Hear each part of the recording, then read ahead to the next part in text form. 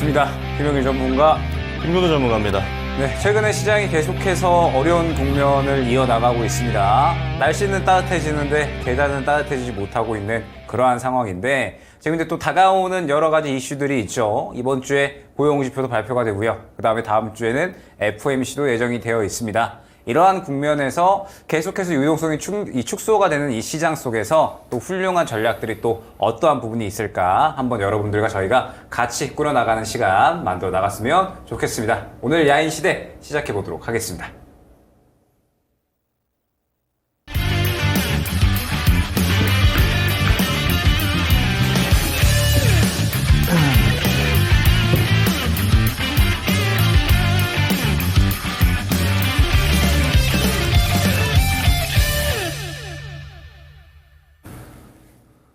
자, 오늘 벌써 또 일주일이 지나가서 김영일 전문가님과 함께 또 많은 분들이 좀 걱정하시는 종목들이라든지 또 매수 고민이 있는 종목들에 대해서 저희가 좀 이야기를 드리고자 하잖아요. 그렇죠. 근데 우선 그 전에 시장에 대한 얘기 잠깐 드려야 될 것 같아요. 아무래도 5월 중순부터 해서 하락이 좀 지속되기도 하고 또 최근에 이슈도 좀 많잖아요. 혹시 그 부분에 대해서 김영일 전문가님 어떻게 보고 계신지 좀 궁금합니다. 그러니까 이게 계속해서 좀 안팎으로 못 살게 군다라는 표현이 좀 정확하지 않을까 생각이 돼요. 왜냐면은 일단은 계속해서 말씀드리지만 이 외적으로는 공매도나 그 다음에 또 이제 금투세에 대한 이슈들, 그 다음에 또 미국장 같은 경우에 최근에 약간의 또 안 좋은 분위기가 나타나고 있죠. 이번에 경제 성장률이 약간은 또 1분기에 하향 조정되었다라는 이야기가 나오고 있습니다. 1.6%에서 1.3%로 경제 성장률이 하향 조정됐다라는 이제 이야기가 나오게 되면서 미국 쪽에서도 슬슬 우리 경제 튼튼한 거 맞아라는 이러한 인식들이 조금씩 나타나고 있는 것 같아요.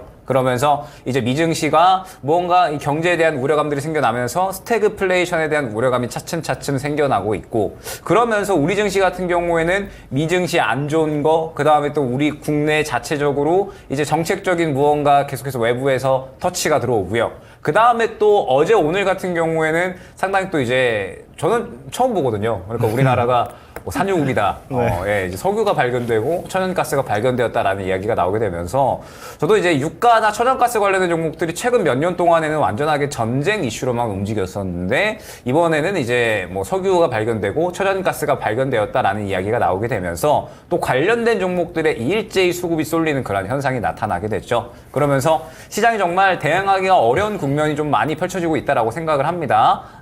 시장 내외적으로 계속해서 여러 가지 안 좋은 이슈들이 나오고 그 다음에 또 수급을 다 가져가 버리는 섹터군들이 출현을 해버리게 되니까 결론적으로는 접근할 만한 종목들이 좀 많이 없어지는, 그러면서 또 소외되는 종목들은 계속해서 하락하는 그런 국면이 나타나고 있죠. 오늘 같은 경우에도 코스닥 같은 경우에는 지수가 올라가기는 했지만 하락 종목 수가 또 1000종목이 넘어가는 그런 또 모습이 나타났기 때문에 계속해서 어려운 국면이라고 생각을 하고 있습니다. 다만 그나마 좀 기대를 할 만한 건 다음 주 FOMC가 아닌가. 미국에서 이제 이번에 성장률 하향 조정에 대한 이야기가 나왔으니까 연준에서도 그동안의 매파적인 스탠스를 더 이상은 취할 수가 없지 않을까라고 생각이 되거든요. 그렇기 때문에 저는 다음 주까지는 어느 정도 잘 버티기만 하면 그러면 시장이 그래도 바닥을 잡아주고 반등 시도는 해주지 않을까. 그렇기 때문에 이번 주 수요일하고 그 다음에 금요일 나왔죠. 그 다음에 또 다음 주 FOMC까지 해서 딱 한 5거래일 정도만 잘 우리가 이 개별 종목 장세를 넘기면 그러면은 이제 시장이 다시 한번 그래도 적어도 반등 시도는 해주지 않을까. 그렇기 때문에 일주일 정도만 저는 잘 버티면 된다. 저는 이런 식으로 한번 차분하게 대응을 하고 있습니다.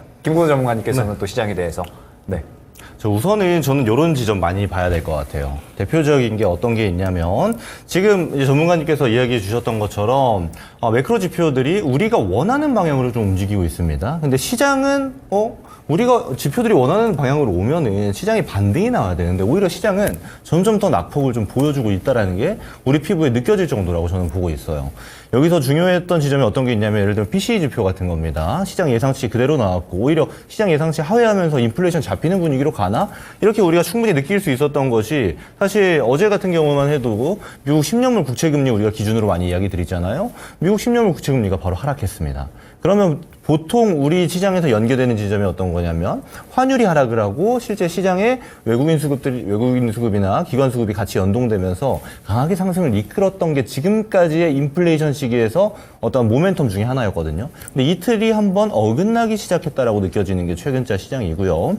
또 하나는 사실 그렇게 좀 볼 수 있었던 것이 굉장한 수급 쏠림입니다. 어제 그리고 오늘 우리 동해안에 이제 포항이 옆에서 이제 가스와 석유가 35억 배럴에서 140억 배럴 사이가 매장돼 있을 가능성이 매우 높다라는 것을 대통령실에서 발표했습니다. 아무래도 대통령실 발표이기 때문에 단순 찌라시로 우리가 취급하기엔 좀 어려움이 있을 것 같고, 그럼 실제로 이게 추진이 될 건데 이 일정에 따라서 테마주들이 움직이는 것들, 그리고 실제 수혜주로 꼽힐 만한 종목들이 움직이는 것들을 추적해 나가는 게 좀 중요할 거라고 보거든요. 근데 이런 게 있어요. 제가 수급 쏠림을 먼저 얘기 드렸잖아요. 수급 쏠림이라는 게 어떤 거냐면 오늘 거래대금 1위가 한국가스공사입니다. 정말 이례적인 일이죠. 보통 1등, 2등이 대부분 삼성전자나 SK하이닉스가 차지했던 게 최근이 아니고 거의 대부분의 시장인 것인데, 그만큼 시장이 석유 그리고 가스 종목들에 굉장히 집중도가 높아져 있고 과열 상태에 이르고 있습니다. 대표적인 테마주라고 하면 흥구석유나 한국석유 같은 종목들, 한국 앙코르 종목이나 또는 뭐 이제 중앙에너비스나 이렇게 대성에너지처럼 각종 석유, 가스 이름만 달리면 막 올라가는 종목들이 너무나도 많이 발생하고 있어요. 그렇다 보니까 지금 투자자분들께 제가 아까 명인들의 복귀에서도 강하게 좀 강조를 드렸는데 지금 잘 세팅을 해놓으셔야 됩니다. 포트폴리오를. 왜냐하면 지금 막 좋아지는 애들이 있었단 말이에요. 분명히 최근까지. 근데 좋아지는 애들이 수급이 아예 이쪽에 쏠려버리니까 당연하겠지만 하락이 좀씩 나와요. 그러면 우리가 비중 잘 조절해가지고 얘네들을 잘 세팅해 놔야 되는 지금 시기인데, 여기서 잘못해서 좋은 애들을 팔아버리고 뭐 한국석유나 한국석유처럼 단순 테마주들, 실제 수혜주로 숫자가 찍히지 않는 애들이에요. 그럼 얘네들로 종목을 갈아타게 되면 어떤 현상이 나오냐면, 실제로 얘네는 일정이 이제 테스트까지만 해도 올해 말입니다. 11월, 12월 돼야 가서 얼마 있는지 확인하는 절차가 들어가는 거고, 얼마 있는지 확인하는 게 내년 3월 돼야 됩니다. 그러면 실제로 그거를 뽑는 작업까지는 이미 수년이 필요하단 말이에요. 그럼 이 상태에서 여러분들께서는 단순 지금 이슈와 테마로 움직이는 애들로 포트를 교체하게 되면 어떤 일이 발생하냐면, 테마주들은 급등과 급락을 반복합니다. 당연히 한 번 더 죽을 거예요. 그럼 그 다음에 올라오는 게 당연히 지금 좋은 애들, 지금 주도주 애들이 가는 건데, 이 순서를 만약에 못 기다리고 아예 포트를 교체해버리면 오히려 지금 계좌가 망가지기 굉장히 쉽습니다. 혹시 이 방송을 시청해 주시는 분들 중에서 혹시 그런 고민을 하고 계신 분이 있다면 지금 포트는 안정감 있게 비중을 점점 담아야 되는 시기지 돌려 세워선 절대 안 된다라는 점, 이 점을 꼭 참고해 주셨으면 좋겠습니다. 그럼 바로 종목 상담 시작해 보도록 하겠습니다. 네, 일단은 유튜브에서 첫 번째 종목 바로 진행을 해보도록 할게요. 저희 또 이제 고고의 세상님께서 더구전자 매수가 8,400원에 10% 꼭꼭 부탁드립니다 라고 이제 말씀을 주셨어요. 그래서 이제 더구전자에 대해서 한번 말씀을 드려보자면, 일단 더구전자 같은 경우에는 모멘텀이 어떠한 부분이 있는가를 한번 생각을 해주셔야 돼요. 카메라 모듈에 대한 부분과 그 다음에 또 원통형 배터리, 2차전지 부품에 대한 또 모멘텀을 보유를 한 종목이다 생각을 해주시면 될 것 같습니다. 그러면서 급등이 나올 때는 항상 이제 이 XR에 대한 이야기가 나오거나 LG이노텍과 또 이제 LG이노텍에 납품을 하고 있는 기업이잖아요. 그래서 카메라 모듈에 대한 이야기가 나올 때 또 이제 이 더구전자가 한번 급등이 나온다라거나 혹은 또 신사업으로 2차전지 쪽에 대한 또 사업을 진행을 하고 있기 때문에 이 부분에 대해서 시장이 주목을 해줄 때 급등이 나오는 종목이기도 합니다. 그런데 문제는 무엇이냐라고 하면, 더구전자 같은 경우에는 지금 당장에 눈에 보이는 숫자로 찍히는 실적이 크게 나타나지를 않고 있어요.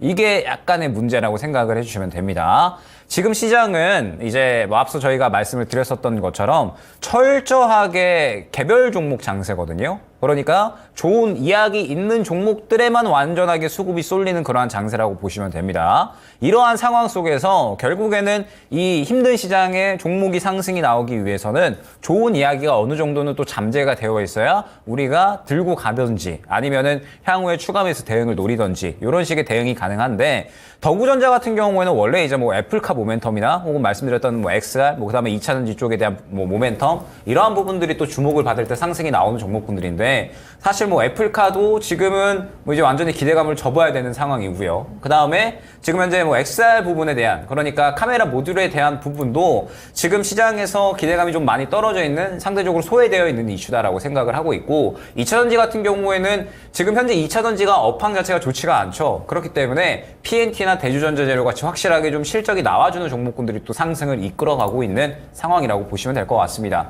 그렇기 때문에 더우전자 같은 경우에는 저는 오늘 저점 구간 있잖아요. 오늘 저점 구간이 약 한 7,800원 구간이 될 것 같은데 7,800원 구간을 이탈을 하게 되면 저는 한번 정리를 하고 가시는 게 좋지 않을까라고 생각이 돼요. 왜 그러냐라고 했을 때 일단은 저점을 잡아줄 수 있는 구간이 현 7,800원 구간 이탈을 하게 되면 7,100원 정도 구간이 될 것 같거든요. 그런데 이 구간에서 다시 반등이 나온다라고 했을 때 문제는 현재 단가가 또 매물 구간으로 작용이 되면서 저항 구간으로 작용을 할 수가 있다는 부분이 문제가 될 수가 있을 것 같습니다. 그렇기 때문에 더구전자 같은 경우에 일단은 7,800원 구간 이탈 시에는 정리 쪽으로 생각을 해주시는 게 좋을 것 같고 지금 현재 구간에서 크게 이탈을 하지 않고 반등이 나온다라고 했을 때에는 일단 1차 목표가는 8,000원 초반대에 약 한 8,300원 정도를 말씀을 드릴 수가 있을 것 같습니다. 1차적으로 매물 구간이 이 구간이 형성이 되어 있고요. 그 다음에 2차적으로 약 한 8,000원 후반대 정도에서 9,000원 정도 말씀을 드릴 수가 있을 것 같아요. 지금 현재 구간을 지켜주는 것, 깨지 않고 어느 정도 단가를 지켜주면서 반등이 나와주는 게 굉장히 중요하다라는 점 말씀을 드리면서 지금 상대적으로 수급이 소외가 되어 있는 상황이거든요. 그렇기 때문에 수급이 또 강력하게 들어가지 않는 이상은 1차 매물 구간이 8,000원 구간을 뚫어주기는 조금은 힘들 수 있으니까 일단은 더구전자 같은 경우에는 정리 쪽으로 생각을 하시면서 저가 7,800원 이탈 시 정리, 그 다음에 1차 목표가 8,300원 안내 드릴 테니까 8,300원 구간 뚫어주는지 보시면서 뚫어주면은 이제 또 수익을 한번 노려보시면 좋을 것 같고요. 만약에 뚫어주지 못한다라고 했을 때는 매수가 근처 부분에서 정리 안내 드리도록 하겠습니다. 네, 다음 종목 바로 진행해 보도록 하겠습니다. 너구리님께서 주신 이제 궁금한 사항을 물어보셨는데 진바이오텍이라는 종목을 물어봐 주셨어요. 비중이 40% 정도 되고 보니까 4,000원에서 40%가 아니고 60%를 매수하셨습니다. 굉장히 큰 비중을 들어가셨는데 사실 4,000원이라는 가격이 최근 가격이란 말이에요. 그럼 이 부분에 대해서 이제 저한테 진단을 요청하셨고 추가로 어떤 말씀을 주셨냐면 저 떨어지면 100% 들어갈 거예요. 그래서 제가 이런 생각이 들어요. 이미 전략을 정해 놓으셨단 말이에요. 그리고 우리가 흔히 말해서 정말 고비중의 전략을 준비하셨습니다. 근데 이거를 이제 저한테 평가를 해달라는 건지 아니면 전문가님이 어떻게 할 것인가를 물어봐 주시는 건지 이 부분이 좀 중요할 텐데 저라면 어떻게 할까를 일단 우선 말씀드리면요. 사실 저는 진바이오텍을 안 살 것 같아요. 왜냐면 우리가 이런 게 있습니다. 사실 진바이오텍은 바이오입니다. 이름에도 바이오가 들어가듯이 이제 미생물 관련된 특히 이제 동물들이 먹는 사료라든지 동물들이 맞는 백신에 미생물들을 집어넣어서 오히려 효과를 극대화시키는 더 영양소가 충분한 사료를 만든다라든지 동물들에게 특히 예를 들면 포유류 종이라든지 조류 종이라든지 종에 맞는 백신을 첨가한다든지 이런 방식이거든요. 그렇다 보니까 아무래도 분야 자체가 희귀한 지점은 있습니다. 동물에 대한 바이오거든요. 근데 중요한 건 이런 게 있어요. 예를 들어 지금 시장이 바이오 시장이 기준으로 본다라면 가장 각광받고 있는 종목들을 한번 볼게요. 바이오단에서. 예를 들면 알테오젠이라는 종목 오늘 막 급등했죠. 아스코 관련해서 모멘텀이 나오면서 다시 한번 부각돼서 급등을 했고 뭐 예를 들어 ADC로 보자라면은 뭐 리가켄 바이오 같은 종목도 있을 테고 뭐 ABL 바이오 같은 종목도 있을 테고 플랫폼 단에서 그리고 신약으로 보자면 뭐 유한양행 같은 종목도 있을 겁니다. 제가 왜 이 종목들이랑 비교를 하냐면 저는 시장 중심주를 보라고 항상 강조드리는 전문가예요. 시장 중심주라는 건 모든 사람들이 사고 싶어하는 종목이어야 됩니다. 그래야 주가는 올라가요. 주가가 오르고 내리는 원리의 가장 본질적인 이유는 누군가 많이 사면 올라갑니다. 누군가 많이 팔면 내려갑니다. 아주 타당하고 합리적인 이유이기도 하면서 가장 본질적인 영역인데 우리가 놓치고 있는 부분이기도 해요. 그럼 그와 제가 예시로 드렸던 바이오 종목들이랑 반대로 진바이오텍을 한번 보겠습니다. 지금 시장에 있는 수많은 투자자들이 있죠. 지금 1,400만 명 가까이 개인 투자자들 이야기하는데 그 사람들에게 유한양행을 살래, 진바이오텍을 살래 하면 어떤 걸 살까라는 관점이 하나 생기는 겁니다. 그럼 당연하겠지만 유한양행을 말하는 사람들이 굉장히 많겠죠. 제가 이 얘기를 먼저 왜 드리는 거냐면 진바이오텍은 전형적인 시장 소외주입니다. 근데 굉장히 저가의 가격을 잘 들어간 거예요. 그래서 제가 저라면은 안 하겠지만 지금 이렇게 가격 전략을 밑에서 잡는 게 아예 올바르지 않은 거냐? 그렇지는 않다라는 말씀 드리는 겁니다. 왜냐면요. 이거 지금 차트로만 봐도 보이시죠? 완전 단기 박스권의 하단 저점을 잡으신 거예요. 그러면 저는 이 중소형주 그리고 소외주기 때문에 당연하겠지만 시간이 좀 걸릴 수 있거든요. 근데 이거 5,000원 가는 구간이 한 달, 두 달, 세 달 지나면 옵니다. 특히 어떨 때 오냐면요. 막 특히 여름에 아프리카 돼지열병이라든지 뭐 조류독감 같은 게 한 번씩 유행을 하잖아요. 그러면 그때 미생물 관련주들, 사료 관련주들 갑자기 급등합니다. 그래서 단순 테마의 영역이기도 합니다만은 그런 거를 염려에 두고 저점 매수를 한다라면 아예 기간을 두고 수익 볼 수 있는 종목이기도 하다라는 거예요. 그래서 전략을 잡으신 대로 그 스탠스 그대로 가는 거 저는 괜찮다라고 봅니다. 하지만 이거 무조건 시간 걸리는 거 당연한 거고 단기로 봐서는 안 된다라는 말씀 같이 드리고요. 그리고 기대 수익률이 그렇게 높지 않을 겁니다. 왜냐하면 이 5,000원 정도 구간 되는 곳에 단기 박스가 나올 확률이 굉장히 높아요. 이미 2022년 이후로 단기 박스를 뚫은 적이 없죠. 아마 앞으로도 그럴 확률이 좀 높습니다.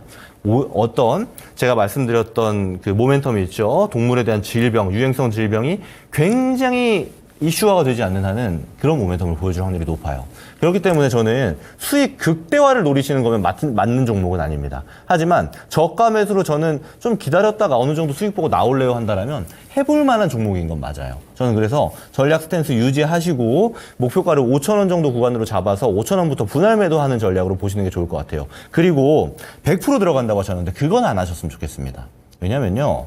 우리 코로나 팬데믹 올 줄 알았나요? 금융위기 올 줄 알았나요? 우리가 생각치 못한 어떤 전문가도 예상하지 못한 위기의 순간이 올 수 있습니다. 주식시장은 당연하겠지만 위험자산을 관리하는 곳이에요. 그래서 100%는 하지 마시고 지금도 충분히 큰 비중이니까 앞으로 차익 실현하는 뷰만 좀 보자. 이렇게 제 의견을 말씀드리고 마무리하도록 하겠습니다. 네, 다음은 또 유튜브에서 노승원님께서 말씀을 주셨어요. 화요일 이 시간이 가장 기다려지는 시간입니다. 제가 좋아하는 전문가 두 분이 나오셔서요 라고 말씀 주셨네요. 감사드립니다.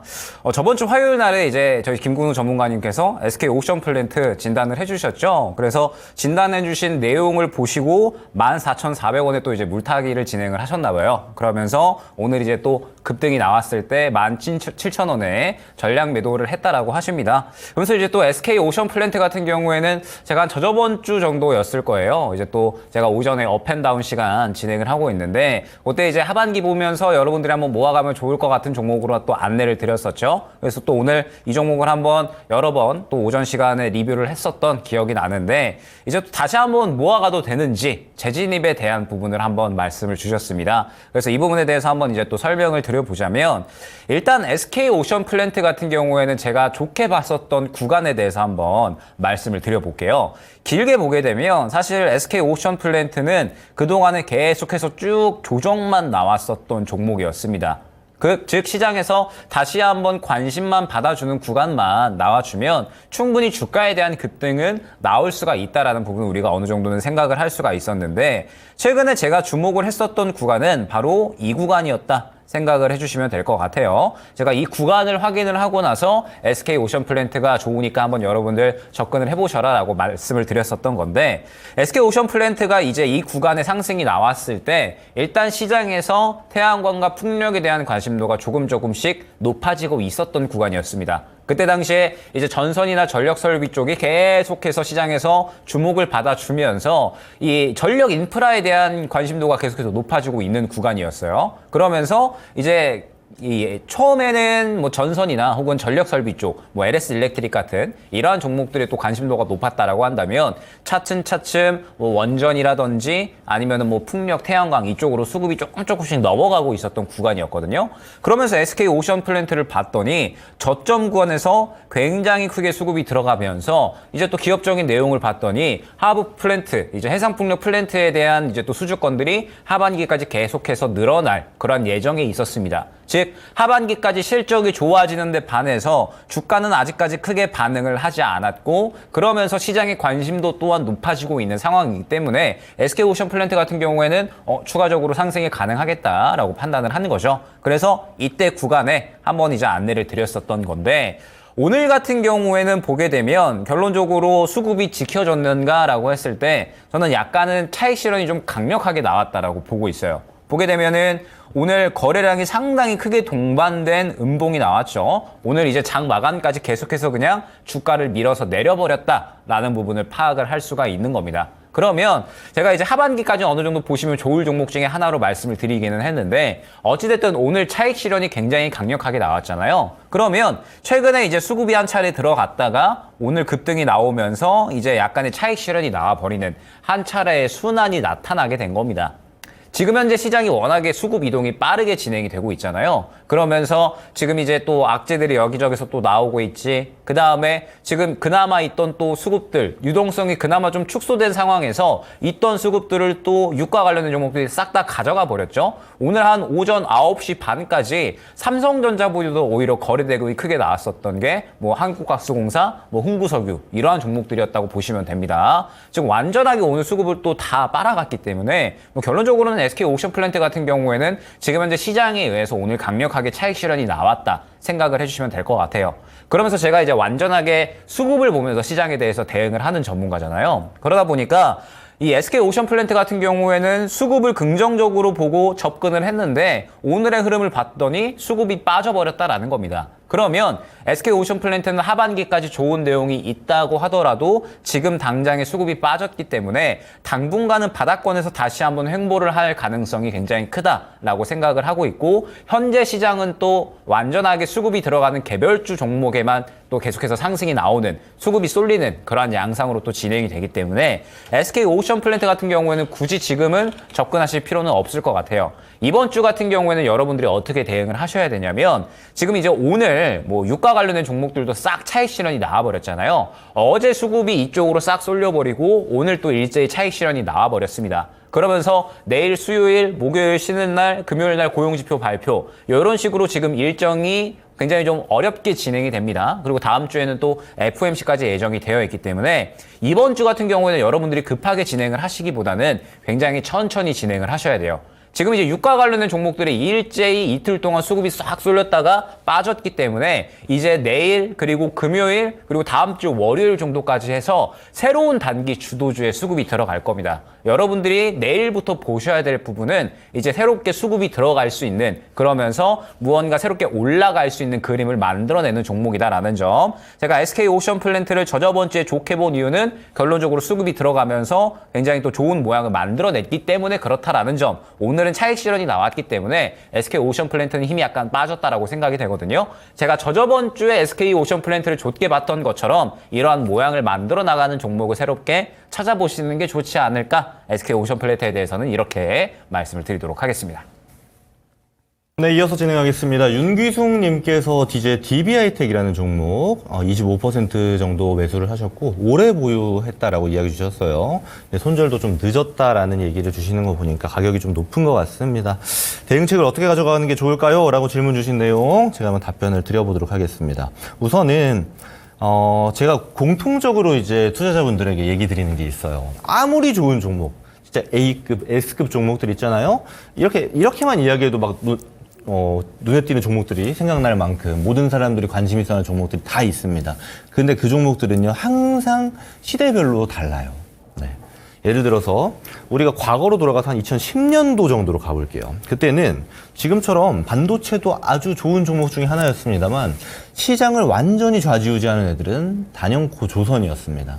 자, 근데 그 당시에 조선에 대해서는요, 업황도 그렇고 안 좋은 게 없었습니다. 수주 물량 빵빵했고요. 좋은 소식밖에 없었습니다. 근데 그때 조선주들을 잘못 들어가신, 그러니까 고점대에 잘못 들어가신 분들은 지금 이미 14년이 흘렀죠. 지금까지 그 가격이 안 옵니다. 제가 어떤 얘기 드리고 싶은 거냐면요. 항상 우리는 이게 위험자산이라는 거를 인지하고 해야 됩니다. 그 말은 아무리 좋다 하는 종목들, 내가 분석해도 좋다고 생각하는 종목을 가지고 있다 한들 나는 처음에 전략을 짤 때 내가 믿고 있는 것과 별개로 이 정도 내려가면 정리해야겠다. 그러니까 손절에 대한 전략을 항상 마음에 두고 있어야 됩니다. 이거 많은 분들 공감하실 거예요. 우리가 계좌의 관점으로 보자라면 계좌를 망가뜨리는 건 손절을 한 종목이 아닙니다. 우리가 손절을 못한 종목이 계좌를 망가뜨려요. 그래서 저는 항상 제가 강의를 드리건 여러분들에게 제 의견을 드리는 자리에서 항상 말씀드리는 게 이거 좋아요. 좋은데 이 정도까지 빠지면 잘라내야 됩니다. 이런 얘기를 항상 병행해서 드립니다. 그래서 윤규숙 님도 한번 경험을 하신 거예요. 이 DB하이텍이라는 종목 적은 비중도 아닙니다. 25% 들어가 봤지만 좀 많이 빠졌다. 이러면 이 정도면 정리를 해야겠다. 내가 이 정도 손실폭은 가져가야겠다. 대신 내가 예를 들어서 마이너스 10%의 손실폭을 가져가면 한 20%는 기대 수익을 놓고 전략을 짜는 겁니다. 그러면 손익비가 맞죠? 손절을 할 때 하더라도 다른 종목으로 한 20% 정도 수익을 낼 수 있으면 맞아 떨어지니까요. 그런 지점을 참고해서 앞으로는 보셨으면 좋겠다는 말씀 드리고요. 그리고 이제 가격 전략을 좀 드릴 건데 이 종목은 이제 제가 차트 보면서 이야기 드릴게요. 이미 4만 원대 초반까지 내려왔습니다. 그렇죠? 여기서 이제 손절하는 거는 어떤 사람이 해야 되는 거냐면 이걸 손절한 돈을 가지고 다른 종목으로 수익을 낼 수 있다. 이걸 손절한 만큼 다른 종목을 샀을 때 수익을 낼 수 있다. 라는 아주 강력한 자신감이 있어야 됩니다. 그러면 손절하셔도 돼요. 근데 그게 아니면 어떻게 하셔야 되냐면 이거 기다리세요. 왜냐면 DB하이텍은 우리나라 대표적인 파운드리입니다. 파운드리도 분야에 특화되어 있어요. 어디에 특화되어 있냐면 디스플레이에 특화되어 있습니다. 이거 되게 중요한 거예요. 디스플레이 업황이 이제 바닥 찍고 돌아가고 있죠. 진짜 몇 년 동안 안 좋았단 말이에요. 그러면 이 디스플레이 업황이 바닥 찍고 돌아가는 턴에서 뭐가 발생하냐면 지금 가장 각광받는 성장주들의 대표적인 섹터들 있죠. 첫 번째 로봇입니다. 두 번째 자율주행이에요. 여기 제일 많이 들어가야 되는 디스플레이 뭐가 있습니까? 이미지 센서예요. 이미지 센서 DB하이텍이 제일 잘합니다, 지금 국내에서. 근데 아무래도 자율주행이나 로봇 같은 종목들은 아직 숫자가 찍히는 섹터가 아니에요. 얘네들이 좀 더 커야 됩니다. 우리 잘 아는 레인보우 로보틱스, 이렌시스 막 이런 종목도 있고 두산 로보틱스 있죠. 로봇 섹터 보세요. 지금 대기업들 어마어마하게 투자하고 있죠. 얘네들이 매출 찍어서 기업한테 가져다 주던가요? 아니에요. 다 돈만 잡아먹은 귀신들입니다. 그런데도 왜 수많은 대기업들이 거기에 엄청나게 투자를 하고 있을까요? 앞으로의 기대 가능성입니다.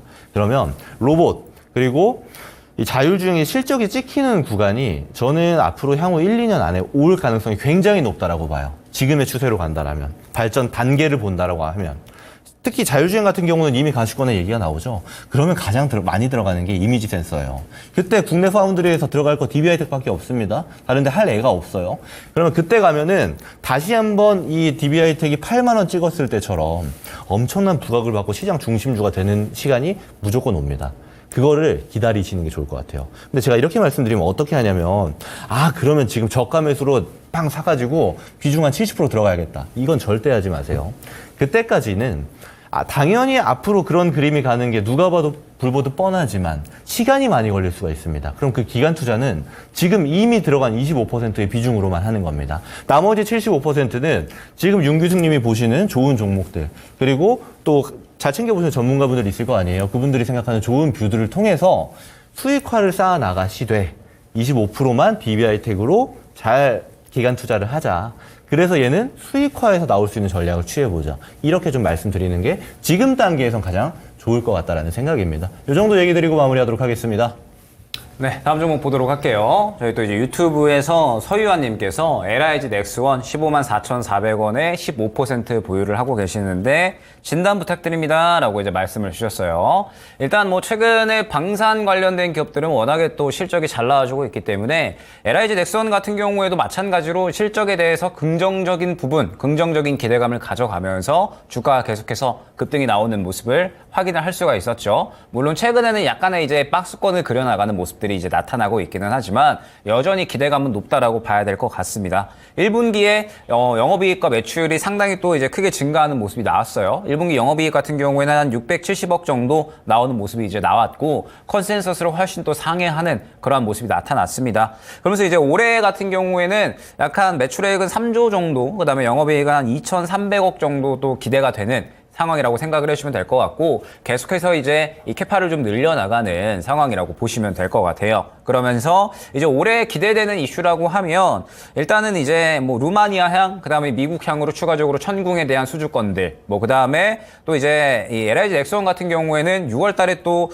고스트 로보틱스 인수에 대한 또 이야기도 있거든요. 그래서 이제 뭐 로봇에 대한 모멘텀까지 해가지고 어느 정도 기대되는 부분들까지도 계속해서 뭐 주가가 이제 올라갈 수 있는 가능성이 있다 생각을 해주시면 될 것 같아요. 근데 일단은 3번 생각을 해봐야 될 부분이 올해 1분기의 주가 향방입니다. 보게 되면 올해 1분기에 상당히 상승이 잘 나왔잖아요. 주가가 연속적으로 잘 올라가는 모습이 나타났고 LIG 넥스원 같은 경우에는 1분기 실적이 굉장히 잘 나왔다라는 부분을 말씀을 드렸습니다. 그러면 1분기에 LIG 넥스원이 실적이 상당히 잘 나오는구나라는 부분에 대해서 주가가 어느 정도는 반영을 해줬다라는 부분을 일단은 생각을 해줘야 돼요. 그러면서 이제 2분기, 3분기, 4분기까지 해서 연속되는 수주권들이 있고 수주 잔고도 지금 워낙에 약 한 19조 원 정도 쌓아놓은 상황이니까 LIG 넥스원 같은 경우에는 충분히 추가적인 상승에 대해서 기대를 할 수가 있겠지만 1분기 수익성 대비 2분기, 3분기, 4분기는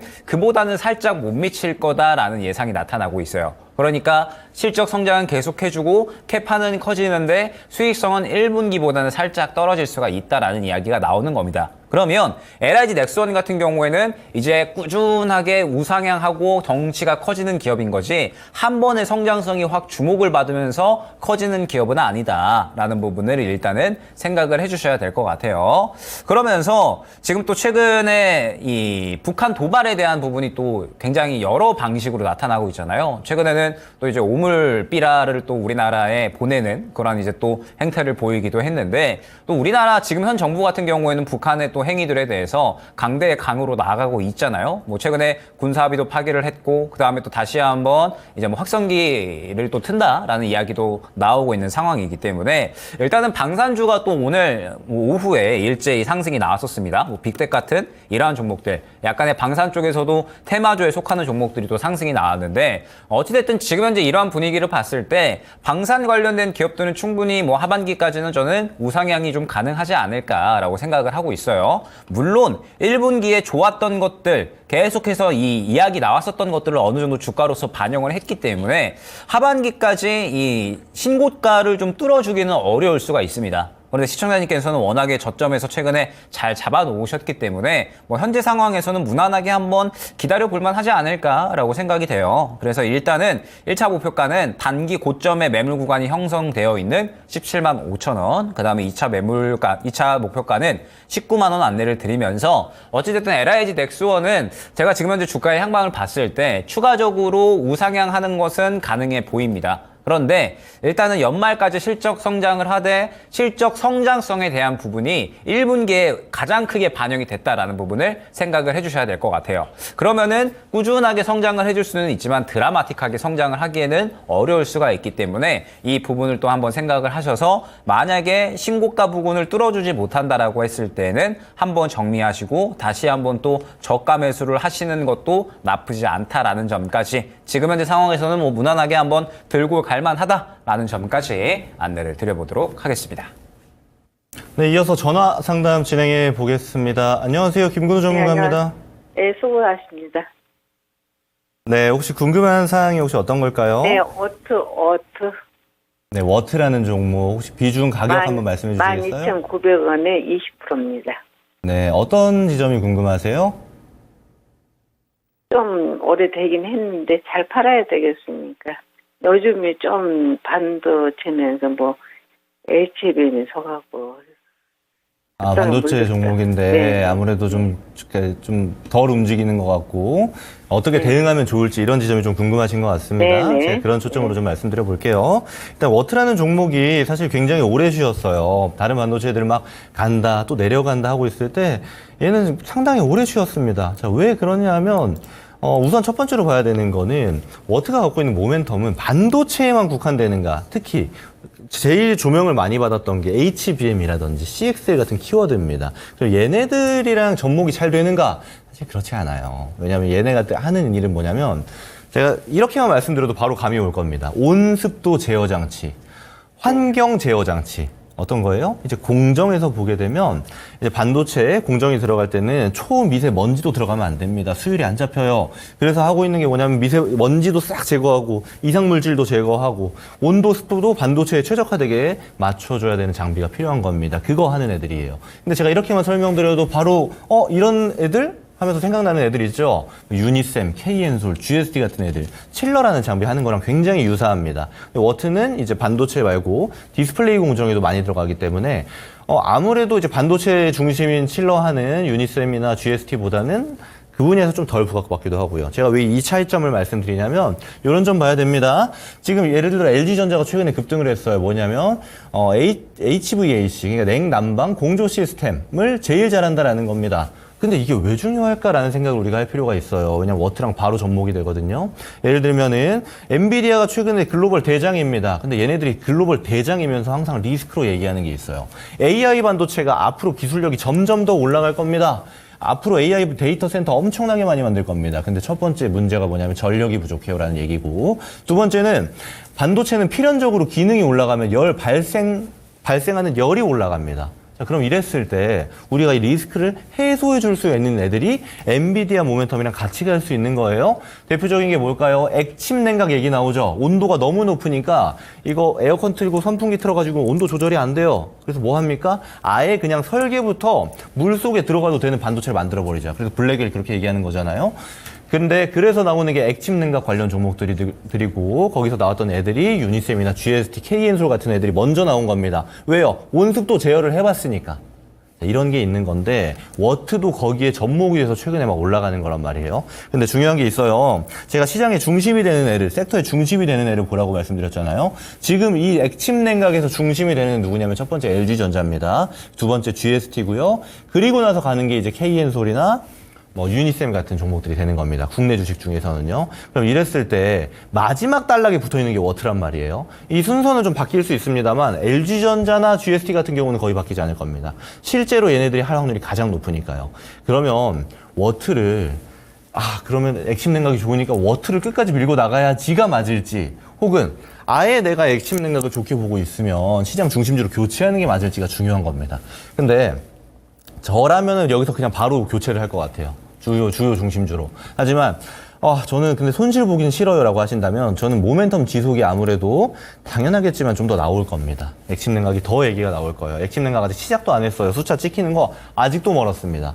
개발 단계 이슈도 계속 나올 거예요. 그럼 그럴 때마다 워트가 4등주, 5등주긴 합니다만은 우리 신청자님의 평단까지는 거의 무조건 오게 돼 있습니다. 그래서 저는 어떤 얘기 드리는 거냐면, 이거 그냥 평단 오잖아요. 정리하시고, 제가 말씀드린 중심주 있죠. GST나 아니면 아예 차라리 LG전자. 이쪽을 보는 게 이 테마에서는 제일 좋다라는 겁니다. 그래서 이렇게 대응을 하시는 게 저는 필요해 보여요. 그래서 어디서 정리해라? 본절 단계에서 정리해라. 종목, 그 다음 교체하는 게 좋겠다. 이렇게 의견 드려보겠습니다. 어떻게 도움이 좀 되셨나요? 본전에서 팔으라고요? 네, 본전에서 파시고 그걸로 여기에 주도주가 되는 애로 교체하시라고 이야기 드렸어요. 그죠. 시간이 한 7% 정도 올랐던데. 네. 그래도, 네, 알았습니다. 네, 그렇게 진행하시면 될 것 같습니다. 네, 다음 종목도 전화로 한번 이어가 보도록 하겠습니다. 전화 연결되어 있나요? 네, 잠시만 이제 또 종목 먼저 이제 말씀드리기 전에 전화 연결되면 바로 말씀드리고요. 일단은 이제 지금 현재 시장에서 한번 이제 질문 주신 부분에 대해서 이제 좀 말씀을 드려보자면, 아까 이제 또 유튜브 보니까 지금 시장이 너무 이제 어지럽다라고 말씀을 주신 또 이제 시청자분이 계셔가지고 그 부분에 대해서 간단하게만 한번 이제 멘트를 드려볼게요.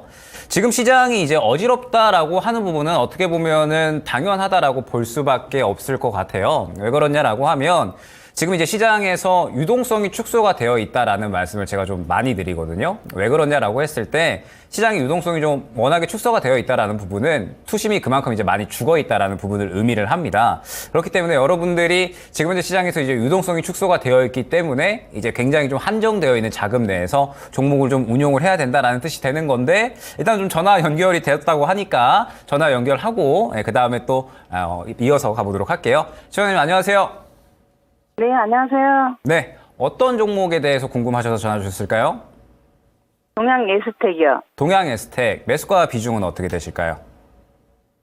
주가가 2,930원이요. 2,930원의 비중은요? 5%요. 5%. 어떤 부분이 궁금하셔서 전화 주셨을까요?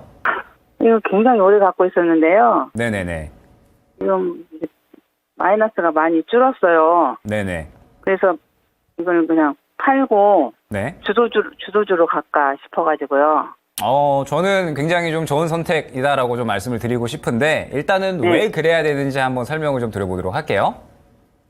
일단은 이제 동양 에스텍 같은 경우에는 이제 포스코에서 이제 생산되는 철강 관리 부품들에 대해서 이제 또 받아와서 가공을 하는 업체라고 보시면 돼요. 그런데 뭐 사실 뭐 실적이 엄청나게 뛰어오르는 그러한 기업이다라기보다는 그냥 이제 뭐 하위 하청업체라고 이제 보시면 됩니다. 근데 사실 시장에서 그렇게 주목받을 만한 모멘텀이 많은 종목은 아니에요. 애초에 이제 철강 쪽이고 철강 쪽에서도 이제 포스코 물품을 받아서 가공하는 업체다 보니까 시장에서 주목을 받을 만한 모멘텀 자체가 많이 부족합니다. 그런데 중요한 부분이 무엇이냐면 어제 오늘 해서 이제 이 윤석열 대통령이 석유랑 천연가스 발견했고 시추한다라고 하니까 그러면은 뭐 강관이 필요하잖아요. 이제 가스 사업 하는 데 있어서 그러다 보니까 강관에는 철강이 들어가고 그러다 보니 동양 에스텍이 오늘 그에 대한 반사수혜로 상한가가 나왔다 생각을 해주시면 될 것 같아요. 오늘 뭐 동양 에스텍 그다음에 뭐 동양 철관 뭐 그다음에 뭐 화성밸브 이런 종목들이 또 일제히 다 상승이 나오는 모습을 확인을 할 수가 있었죠. 그런데 저는 동양 에스텍 같은 경우에는 시청자님 말씀 주신 것처럼 일단 오늘 상한가 나왔기 때문에 내일 추가적으로 갭으로 뜨겠죠. 그런데 결론적으로 오늘 이제 유가나 그 다음에 뭐 가스 관련된 종목들 보게 되면 일제히 차익 실현이 나온 모습을 확인을 할 수가 있습니다. 어제 역대급 물량 들어가고 오늘 그보다 더 많은 물량을 뱉어내면서 차익 실현을 해버리는 모습이 나타났어요. 그러면은 이번에 이제 이 시추에 관한 건 이 석유가 발견됐다라고 하는 건에 대해서는 시장이 약간은 단기적인 이슈로 보고 있다라고 저는 생각을 하고 있습니다. 그렇기 때문에 일단은 화성밸브나 뭐 동양철강 같은 이러한 종목이 이제 대장이라고 봐야 되거든요. 그런데 지금 현재 이 종목들이 이미 오늘 이연 상황이 나와버렸어요. 그러면은 이제 이 대장주들 따라서 동양 에스텍 같은 경우에도 따라가는 그러한 이제 와중에 있다 생각을 해주시면 될 것 같고 따라가고 있기 때문에 사실 대장주나 혹은 이제 뭐 대장주 화성밸브나 동양철강은 꺾이게 되면 같이 꺾일 수가 있다라는 부분을 여러분들이 생각을 해주셔야 될 것 같습니다. 그렇기 때문에 일단은 동양 에스텍 같은 경우에는 내일 추가적인 상승이 나온다라고 하면 시청자님 말씀 주신 것처럼 저는 정리를 해주셨으면 좋겠어요. 왜냐면은 어찌됐든 완전히 테마성이기 때문에 급등락이 굉장히 심할 거거든요. 그래서 바로 그냥 매수가 이상으로 무조건 정리해야지 라고 생각을 하시는 것보다는 아마 또 이제 내일 갭으로 뜨게 되면 앞선 구간의 매물 구간이 좀 두텁거든요. 그렇기 때문에 이 구간을 바로 뚫어주지 못한다라고 했을 때는 저는 바로 기회가 왔으니까 기회 온 김에 정리하자라고 생각을 하시고 시장에서 주도주로 교체하시는 것이 좋다라고 저도 마찬가지로 생각을 합니다. 그래서 저도 이제 시청자님께서 생각하신 부분 그대로 진행을 하시면 좋지 않을까 생각이 됩니다. 아니, 근데 전문가님. 네. 얼마에 동시효과에 내놓고 싶은데요.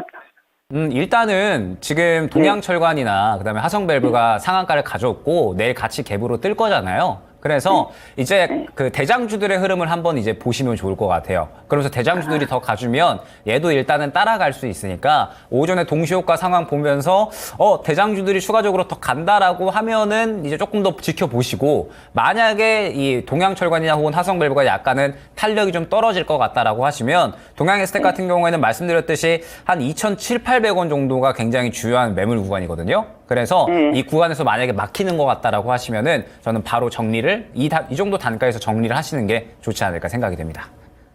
2,700~800원이요? 네네. 그 구간 뚫어주면 조금 더 갈 수 있고 만약에 그렇지 않다라고 하면은 바로 꺾일 수 있다. 이렇게 생각을 해주시면 될 것 같아요.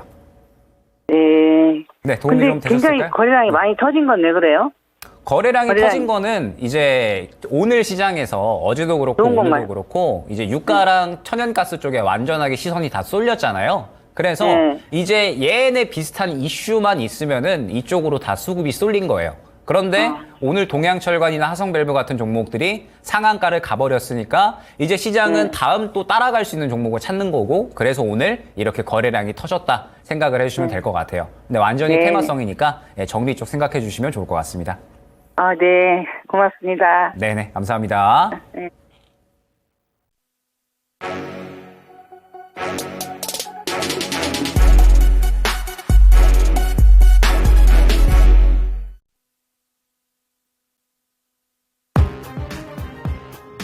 히든 카드, 히든 종목에 대해서 여러분들께 공개를 해볼까 합니다. 제가 준비한 우선 히든 섹터는 에너지 섹터입니다. 지금 시장을 보게 되면요. 사실 어제 오늘 해서 수급이 쏠려버렸기 때문에 가스나 석유 쪽으로 아예 수급이 쏠려버려가지고 최근까지 강했던 신재생 에너지라든지 원전 같은 종목들이 되게 많이 내려왔단 말이에요. 사실 얘네만 내려온 거 아닙니다. 반도체도 내려왔고 미용, 의료기기, 화장품 실적 막 잘 나온다는 송배전 관련 종목 다 내려왔어요. 그렇다 보니까 저는 지금 단에서 봐야 되는 애들 다음 순서로 어떤 게 갈까를 보았을 때 에너지 쪽이 다시 한번 출발하지 않을까라는 관점으로 지금 보고 있고요. 오히려 그 중에서는 주도주들, 특히 시장 중심주들 중에서 낙폭이 좀 많이 나왔던 애들, 오히려 반발 매수세가 더 큰 상승을 만들어줄 수 있는 종목을 오늘 좀 준비했다라고 말씀드려보도록 하겠습니다. 자, 종목군 한번 열어보도록 하겠습니다. 네, 제가 헷갈리게 여러 가지 에너지 다 넣어뒀거든요. 자, 그 중에서 제가 준비한 종목은 HD 현대에너지 솔루션입니다. 사실 HD 현대에너지 솔루션은 이 태양광에서 완전한 대장은 아니에요. 주도주 종목군에 속해 있지만 근데 중요한 건 뭐냐면 변동성이 되게 많이 나왔습니다, 이번에. 그렇다 보니까 고점 대비해서 굉장히 많이 밀렸고요.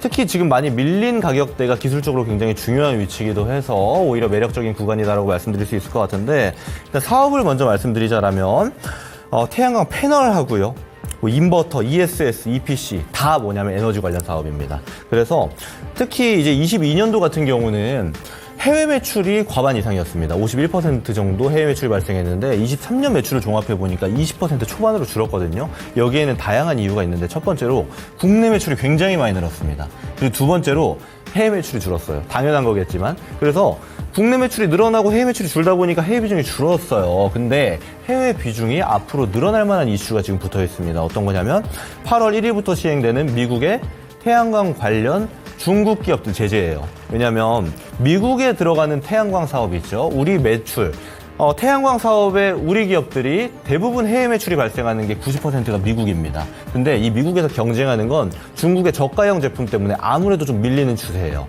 그렇다 보니까 아무래도 여기서 가격 경쟁 때문에 중국 제품을 고르는 게 미국 시장이거든요. 가격 경쟁을 올려버렸습니다. 관세를 많이 매겨서. 이 상태에서 HD 현대에너지 솔루션이 이제 해외 매출도 올리려는 전략도 지금 취하고 있거든요. 그러면 국내 매출도 늘어나서 내수도 탄탄해졌고 장비 잘 만들고 있고 매출도 잘 늘고 있고 그럼 해외 비중 올리는 전략 취한다 했을 때 미국이 중국 제재한다? 그러면 HD 현대에너지 솔루션 지금 단기적으로도 그렇고 중장기적으로도 모멘텀이 끊길 이유가 별로 없는 종목입니다. 추가로 모멘텀 얘기 드리자라면 당연하게 지금 전력 부족이 있잖아요. 전력 부족 사태에 가장 중요한 건 전력을 많이 생산하는 겁니다. 거기서 신재생 에너지 중에 가장 대표적으로 꼽는 태양광의 HD 현대에너지 솔루션 같이 한번 보도록 하겠습니다. 가격 전략 바로 드려보도록 할게요. 우선 내일 시초가에 매수를 하는 것으로 하고요. 1차 목표가는 아무래도 시장 상태가 변동성이 좀 크다 보니까 짧게 보도록 하겠습니다. 35,000원 드리도록 하고요. 손절가는 29,000원 드려보도록 하겠습니다. 네, 오늘 제가 준비한 히든 카드, 히든 섹터는 의료용 AI라고 보시면 될 것 같습니다. 일단 최근 시장에서 또 이제 워낙에 의협 간의 갈등이 또 정부와 의협 간의 갈등이 계속해서 좀 진행이 되고 있는 상황이죠. 그런 상황에서 이제 정부에서 비대면 진료를 최근에 계속해서 제도화하려는 움직임들이 나타나고 있고, 그러면서 이제 또 디지털 혁신 기술과 비대면 진료를 연계해서 강화를 하겠다라는 이야기가 나오고 있기 때문에 비대면 진료의 성장은 계속해서 저는 이루어지지 않을까 생각을 하고 있습니다. 그러면서 의료용 AI 시장 같은 경우에는 2030년까지 이제 또 시장이 개화하고 있고 이제 시장이 본격적으로 시작이 되는데 2030년까지 240조 규모로 성장을 할 것이다라는 이야기가 나오고 있어요. 그리고 의료용 AI 같은 경우에는 사실 지금부터 모아나간다라고 했을 때 주가가 또 크게 뛰어오를 수 있는 기업이 굉장히 많다라고 저는 생각을 하고 있습니다. 그렇기 때문에 꾸준하게 성장성을 가져가는 섹터군으로 의료용 AI 쪽은 우리가 한번 지켜봐야 된다라고 생각을 하고 있고, 이를 또 반증하듯이 사실 최근에 이제 삼성 쪽의 M&A에 대한 관심도가 상당히 높았었잖아요. 특히나 이제 로봇 쪽에 대해서 M&A를 가장 빠르게 진행을 할 것이다라는 이야기가 나왔는데 이게 웬걸 오히려 또 의료용 AI 쪽에 대한 이제 또 이 인수를 진행을 했죠. 프랑스 AI 스타트업 소니오를 삼성 메디슨이 또 인수를 하면서 AI를 접목한 의료기기 쪽에 또 마찬가지로 계속해서 좀 캐파를 키워나가려고 하고 있다 생각을 해주시면 될 것 같습니다. 그렇기 때문에 지금 현재 시장에서 살아있는 수급이 잘 들어가는 의료용 AI 쪽은 우리가 한번 지켜볼 필요성이 있다라고 생각을 해서 관련주들을 한번 가져와 봤고요. 후보군 한번 보여주시면 좋을 것 같습니다. 자, 후보 종목들, JLK, 딥노이드, 루닛, 뷰노, DR텍, 인성정보 해서 여러분들이 또 이제 잘 알고 계시는 종목군들일 것 같은데 오늘은 이 중에서 JLK를 가져왔습니다. 일단 JLK 같은 경우에는 또 아마 제가 최근에 여러 또 방송에서 이제 언급을 드렸었던 의료용 AI 종목이다라는 점을 한번 또 알고 계실 것 같아요. 최근에 상당히 급등이 나오기는 했는데 저는 추가적으로 상승이 가능하다라고 생각을 해서 오늘 또 JLK를 가져왔다 생각을 해주시면 될 것 같습니다. 일단은 의료용 AI 쪽에서는 국내 최초로 상장을 한 기업이다라고 생각을 해주시면 될 것 같아요. 그러면서 그 다음에 안 분야에서 AI 솔루션을 또 만들어내는 그런 기업이라고 생각을 해주시면 될 것 같습니다. 그래서 최근에 이제 주목할 만한 모멘텀이 무엇이냐라고 했을 때 뇌졸중 진단 솔루션에 대해서 미국에 FDA 허가 신청을 했다라는 부분. 그러면서 이제 또 본격적으로 미국 쪽에서 이 눈에 보이는 이러한 실적분들이 또 찍히지 않을까 기대가 되고 있는 상황입니다. 근데 이뿐만 아니라 올해 5개 제품 이상을 또 미국에서 FDA 허가 신청을 또 낼 예정이다라고 하거든요. 그러면서 이 부분에 대해서 아마 시장에서 꾸준하게 주목을 받게 되면 JLK 같은 경우에는 어떻게 보면은 제2의 루닛 뷰노가 될 수 있지 않을까라는 기대감까지도 저는 가져가고 있다 생각을 해주시면 될 것 같습니다. 워낙에 지금 의료용 AI 쪽에 대한 관심도는 높아지고 있는데 사실 다른 루닛이나 뷰노 혹은 딥노이드 이러한 종목군들은 상대적으로 최근에 좀 수급이 부족한 모습을 보여주고 있거든요. 근데 지금 JLK 같은 경우에는 잠깐 차트를 보게 되면 최근에 관심도가 계속해서 높아지고 있는 모습을 확인을 할 수가 있습니다. 제가 JLK 같은 경우에는 이제 이 정도 구간에서 한번 누릴 때 JLK가 의료용 AI 쪽에서는 제일 좋다. 오히려 지금은 비대면 진료나 혹은 의협 간의 갈등에 있어서 의료용 AI 쪽 JLK 한번 보시면 좋을 것 같다라고 말씀을 드렸는데 그러고 나서 또 급등이 나왔죠. 그런데 급등이 나오고 나서도 오히려 지금 추세를 본격적으로 좀 우상향하려는 이런 이제 또 움직임을 나타내고 있다 생각을 해주시면 될 것 같아요. 그렇기 때문에 지금 현재 상태에서 추가적인 상승에 대한 부분 충분히 가능하지 않을까라고 생각을 하고 있고 현재 상태에서 다음 매물 구간인 한 19,000원 정도까지는 또 무난하게 상승이 가능하지 않을까 생각이 됩니다. 그렇기 때문에 오늘 JLK를 가져왔고요. 매수가는 현재가 이하에서 한번 접근을 해보시면 좋을 것 같습니다. 목표가는 19,000원 안내를 드리고 손절가는 12,500원 안내 드리면서 오늘의 히든카드 종목은 JLK 안내를 드리도록 하겠습니다. 네, 일단은 오늘 시장도 그렇고요. 그다음에 저번 주부터 해서 5월달 시장이 끝이 났는데도 불구하고 굉장히 어려운 장세가 유지가 되고 있는 것 같습니다. 말씀드렸듯이 이번 주 다음 주까지 어찌됐든 굵직한 일정들이 다가와요. 고용지표도 다가오고 FOMC도 다가옵니다. 그런데 이번 FOMC 같은 경우에는 그래도 그나마 시장의 우호적인 발언을 해줄 수 있지 않을까라는 약간의 또 기대감을 가져가고 있기 때문에 시장이 그래도 반등 시도 정도는 한 차례 해주지 않을까 생각을 하고 있습니다. 그렇기 때문에 여러분들이 지금 현재 시장에서는 너무 이제 또 걱정이 많으실 텐데 걱정을 하시는 것보다는 저는 오히려 조금 대응을 준비를 하셨으면 좋겠어요. 어찌됐든 이제 시장이 다시 한번 바닥을 잡아주고 반등이 나오는 타이밍은 나오게 될 거고요. 해가 뜨기 전에 또 가장 어둡다라고 하잖아요. 지금은 어두운 구간에서 다시 한번 또 우리가 해를 맞이하기 위해서 또 수익을 챙겨갈 수 있는 종목이 또 어떠한 종목인지 준비를 해야 되는 시기다 생각을 하고 있습니다. 그렇기 때문에 너무 시장에 대해서 걱정을 하시기보다는 상승이 나올 수 있는 종목 쪽을 이번 주에 한번 준비를 해보시면 좋지 않을까 생각이 되고요. 저희는 또 이제 다음 주 화요일 날에 또 야인시대 통해서 좋은 내용으로 인사를 드릴 수 있도록 하겠습니다. 지금 시장에 대해서 계속해서 이제 또 적절한 전략들 저희 또 젊은 피의 힘으로 해서 잘 준비를 해서 인사드려보도록 할 테니까 이번 주 한 주 남은 시간 성투하시기 바라겠고요. 저희는 다음 주에 또 좋은 내용으로 인사를 드리도록 하겠습니다. 감사합니다. 고맙습니다.